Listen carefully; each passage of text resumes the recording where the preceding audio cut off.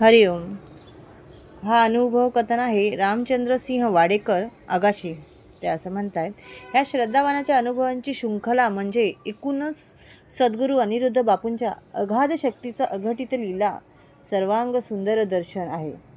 अगदी अनेक वर्षांचे एक व्यसन सुटण्यापासून ते लग्नाची सोन्याची हरवलेली अंगठी एका अगम्य ठिकाणी सापडण्यापर्यंत प्रत्येक प्रसंगाच्या वेळी बापूंनी ह्या श्रद्धावानावर केलेली कृपा खरोखरच मनाला सुखावणारी आहे. ते असं म्हणतायत, अगाध शक्ती अघटित लीला सर्व सद्गुरू राया. जसे चिडीच्या पायांचे दोरे बांधून आणि तिज जिजसला समोर, तसं मज तू ओढलस खरोखर. तुला काळजी माझी हे मी उमगलो. डॉक्टर योगेंद्रसिंह जोशी. सद्गुरू श्री अनिरुद्ध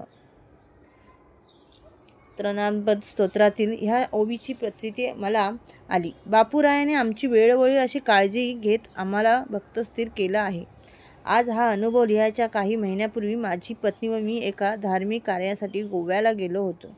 तिथे आम्हाला आलेला बापूंचा अनुभव मी सांगणार आहे. शांतादुर्गा देवीच्या रथोत्सवासाठी आम्ही गोव्याला गेलो होतो. आम्ही शांतादुर्गा मंदिरात धर्मशाळेत राहायचं ठरवलं. आम्हाला देवीची आरती मिळाली, देवीचा रथ ओढायला मिळाला व अभिषेक सेवा करताना आली. सर्व कार्यक्रम आटोपल्यावर रात्री आम्हाला मांसाहार खायचा असल्याने आम्ही एका खानावळीत जायचे ठरवले. पण उशीर झाल्याने त्या खानावळीतील जेवण संपलं होतं. त्यामुळे आम्ही दुसऱ्या एका हॉटेलमध्ये जेवायला गेलो. तिथून निघालो. आम्हाला रात्रीचे 11:30 वाजले. पण 11 वाजता शांतादुर्गा मंदिराचे दरवाजे बंद होतात ते आम्हाला माहीत नव्हते. सर्व दरवाजे बंद झाले. आम्ही दोघेही बाहेर अडकलो. आता सकाळ 5 वाजेपर्यंत आम्हाला देवळाबाहेरच राहावे लागणार असे निश्चित होते. मंदिराच्या आजूबाजूला परिसर सामूहिक होता आणि सर्वत्र खूपच अंधार झाला होता. अचानक आठवले की आपल्याला कॅन्टीनच्या दरवाजात कदाचित आत प्रवेश करता येईल. बघितलं तर तेही दरवाजे बंद होते. कुठल्याही संकटात आपण सर्वप्रथम बापूंचा धावा करतो. माझी पत्नी व सतत बापूंना सांगत होती की बापूराय, आता तुम्हीच काहीतरी करा. अशा वेळेला त्रिविक्रम मंत्र, गजन, सर्व उपासना, अनेक स्तोत्र असे सगळं काही आठवतं. आम्ही बापूंना सांगितलं. अनेक स्तोत्र म्हणायला सुरुवात केली. आमची एकच चूक झाली होती की आम्ही अगोदर त्या संस्थेला कार्यकाऱ्यांना कळायला हवं होतं की आम्हाला परतायला जरा उशीर होईल. त्यांनी त्यासाठी काहीतरी सोय केली असती. बाहेर भटकंती कुत्री फिरत होती. अतिशय थंडी वाजत होती आणि आम्ही दोघेही खूप अस्वस्थ झालो होतो. आता आपल्याला पायरीवरच रात्र काढावी लागणार असे आम्हाला वाटले होते. पत्नी तर सतत बापूंचं नामस्मरण करत होती.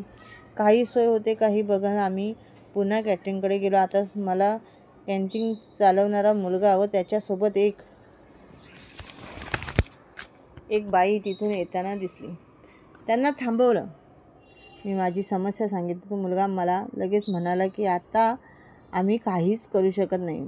पण दुसऱ्या क्षणाला त्याने त्याच्यासोबत असलेल्या बाईला म्हटले, तू त्या वॉचमॅनला फोन लाव आणि त्याला हे दोघे बाहेर अडकल्यास कळव. त्या बाईने लगेचच वॉचमॅनला फोन लावला आणि सांगितलं, एक जोडपं बाहेर अडकलं आहे, तेव्हा त्यांची आत जायची सोय करा. आश्चर्य म्हणजे तो वॉचमॅन लगेच आला आणि त्याने आम्हाला आत घेतले. बापूने आमच्यासाठी धाव घेतली होती. बापूंना अंबज्ञ म्हणत आम्ही आमच्या रूमकडे गेलो. त्या दुसऱ्या दिवशी आम्ही त्या दोघांचा आभार मानावे म्हणून आम्ही कॅन्टीनकडे गेलो. मुलांचे आभार मानत मी त्या विचारले, तुझ्याबरोबर काल जी बाई होती ती तुझी आई आहे का?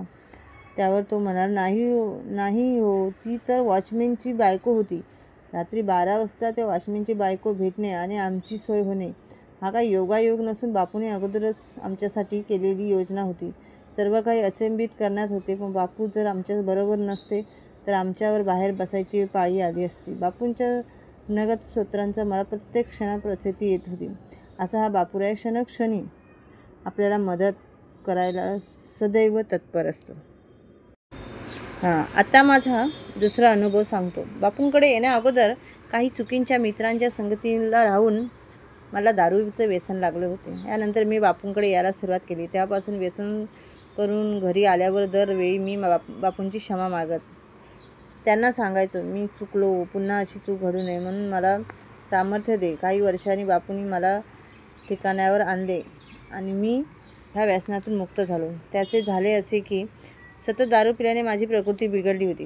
मला थोडेफार वैद्यकीय ज्ञान असल्याने मला जाणवले की आपल्याला हृदयाचं कुठल्या तरी समस्या झाली आहे. जिने चढताना दम लागायला, चालतानाही श्वास घ्यायला त्रास व्हायचा. माझ्याकडे त्याचा इलाज करण्यात पैसे नव्हते. मी उदी लावत दिवस ढकलत होतो. पण उपचार करून घेणे हे गरजेचे झाले होते. ऑफिसमध्ये मी संघटनेवर उपाध्यक्षपदी असल्याने 22 सप्टेंबर 2014 ह्या दिवशी दुपारी मी एका मीटिंग घेत होतो. त्याच वेळी माझ्या डाव्या हातात अतिशय कळ यायला सुरुवात झाली. माझ्याकडे मेडिकल किट असल्यामुळे मी कॉम्प्युलेसची एक गोळी घेतली. कॉफी प्यायलो, 2 बिस्किटं खाली आणि वेळ निभावून गेली. त्यानंतर बांद्रा स्टेशनला आल्यानंतर मी लिंबू सरबत घेतलं व स्वतःला फ्रेश केलं. माझी अक्कलदाढही दुखायला सुरुवात झाली होती. त्यामुळे मी ऑफिसमध्ये 2 दिवसात म्हणजे गुरुवारी व शुक्रवारी सुट्टी घेऊन आणि डेंटिस्टकडे गेलो. पुढील 2 दिवस म्हणजे शनिवार व रविवार ऑफिसला सुट्टी होती आणि त्या डॉक्टरांनी आम्हाला तुमच्या दाताची शस्त्रे करावी लागेल. अशी शस्त्रक्रियेसाठी 2 ते 2,500 रुपये खर्च येतो. आमच्याकडे तर त्यावेळी फक्त 1200 रुपयेच होते. त्याच दरम्यान रस्त्यातच माझ्या डाव्या हातून पुन्हा कळ यायला लागले. पत्नीने लगेचच मला रुग्णालयात चल असे म्हणाले. माझा मित्र गाडी घेऊन आला व आम्ही लगेचच एका रुग्णालयात गेलो. तिथे माझा ECG काढण्यात आला आणि मला सांगण्यात आलं की आमच्याकडे तुमच्यावरील उपचाराची योग्य ती साधने नसल्याने तुम्हाला लगेचच सिद्धिविनायक रुग्णालयात दाखल व्हावे लागेल. मला हृदयविकाराचा मोठा झटका आल्याचे सांगण्यात आले. डॉक्टर रुग्णालयाची सोय करण्यात आले होते. आमच्याकडे जास्त पैसे नसल्याने मी मित्राच्या गाडीवरनं जायचं ठरवलं. घाईने मित्रही त्याच्या घरी त्याचे पैशाचं पाकीट विसरला होता आणि आता त्याच्या गाडीत खूप कमी पेट्रोल होते. त्यामुळे त्याला पेट्रोल भरण्यासाठी मला 500 रुपये दिले. त्या अगोदर ECG साठी मी 500 रुपये खर्च केले होते. आता फक्त माझ्याकडं शिल्लक होते 200 रुपये. रुग्णालयात पोचता मला व्हीलचेअरवर बसवलं. अतिरिक्त विभागात नेण्यात आलं. कुठल्याही रुग्णालयात अगोदर डिपॉझिट घेतले जाते. पैसे भरल्यावरच प्रक्रिया करून उपचार सुरू होतात. पण बापूंनी माझी काळजी घेतली होती. आमच्याकडे 1ही रुपया न घेता माझ्यावर लगेचच उपचार सुरू करण्यात आले होते.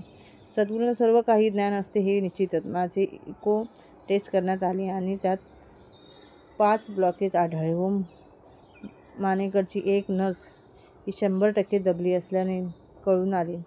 डॉक्टरांनी जे काही सांगितले ते ऐकून मला तर आश्चर्य वाटले. ते म्हणाले, अद्यापही तुमचा हृदयविकाराचा झटका सुरूच आहे.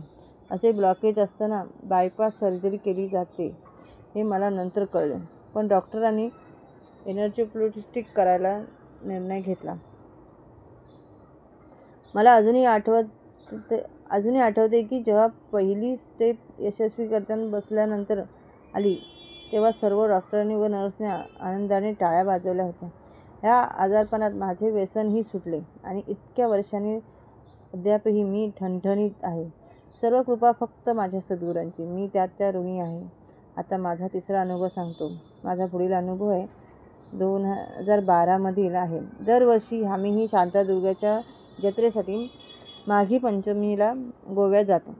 2012 साली खूप गर्दी असल्याने आम्हाला तिथल्या धर्मशाळेत जागा मिळाली नाही म्हणून आम्ही जवळच्या हॉटेलमध्ये राहायचं ठरवलं. पहाटे 5 वाजल्यापासून आम्ही देवीच्या रथासमोरचा जल्लोष केला आणि देवीचा निरोप घेऊन म्हणजे घरी परतण्यासाठी देवीचा आज्ञा घेत आम्ही घरी येण्यात निघालो. घरी आल्यावर मी हातातील अंगठी व माझ्या पाकिटातील सर्व सामान माझ्या ड्रॉवरमध्ये ठेवलं आणि थकवा आलेला लगेच मी झोपलो. दुसऱ्या दिवशी सकाळी ऑफिसला जायचं असल्याने मी नेहमीप्रमाणे ड्रॉवरमध्ये माझे सामान घेतले तर मला तिथे अंगठी कुठेच दिसत नाही. मी माझ्या पत्नीला म्हटलं, तू अंगठी शोधून ठेव, मी आत्ता निघतो. पत्नीला अंगठी कुठे सापडली नाही.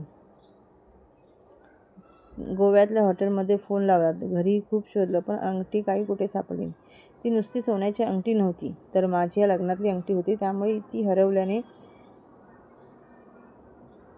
मी 15 दिवस अस्वस्थच होतो.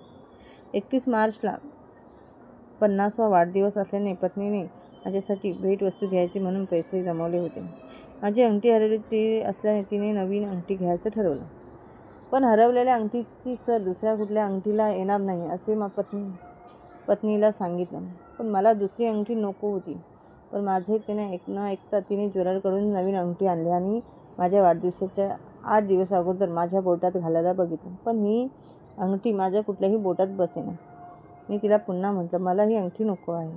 तेव्हा तू ज्वेलर्सला अंगठी परत कर तरी ती मला जबरदस्तीने दुकानात घेऊन गेली व म्हणाली, तूच आता ही अंगठी निवड. पण त्याच्याकडे माझ्या बोटात घालण्यासारखी एकही अंगठी नव्हती. पत्नीने त्याला रक्कम दिली आणि माझ्या मापाच्या अंगठीची ऑर्डर दिली. त्या दुकानदाराने वाढदिवसाच्या आदल्या दिवशी अंगठी मिळेल असे सांगितले. पण माझा वाढदिवस होऊन 15 दिवस उमटले तरी त्याने अंगठी दिली नाही. शेवटी मीच जाऊन ते दिलेले पैसे परत घेऊन आलो. दरवर्षीप्रमाणे 1 मेला मी माझ्या घरी बापूंच्या पादुकांचे पूजन करतो. त्या वर्षी पूजन झाल्यानंतर आम्ही आरतीला सुरुवात करताना मी माझ्या मुलीला घंटी आणायला सांगितली. मुलीने घंटी आणली व वाजवायला सुरुवात केली. पण काही केल्याने घंटी वाजेना. तिने सहज त्या घंटीकडे बघितलं तर त्यात तिला एक गॅप दिसली. सर्वात मोठी आश्चर्याची गोष्ट म्हणजे ह्या गॅपमध्ये माझी हरवलेली सोन्याची अंगठी होती. आता ही अंगठी तिथे कशी गेली मला समजले नाही. घंटी रोज पूजा करताना वाजली जायची. पत्नी देवांची भांडी धुते तेव्हा तिने ही घंटी बघितली होती. पण तिला काही अंगठी कधीच त्यात दिसली नव्हती. बापूंनीच मला माझी लग्नातली हरवलेली अंगठी त्यांच्या पादुका पूजनाच्या दिवशी मिळवून दिली. त्यासाठी मी बापूंना अनेक वेळा अंबज्ञ नाथ सविता म्हणत असतो. हरिओम श्रीराम. अंबज्ञ नाथ सविता, नाथ सविता, नाथ सविता.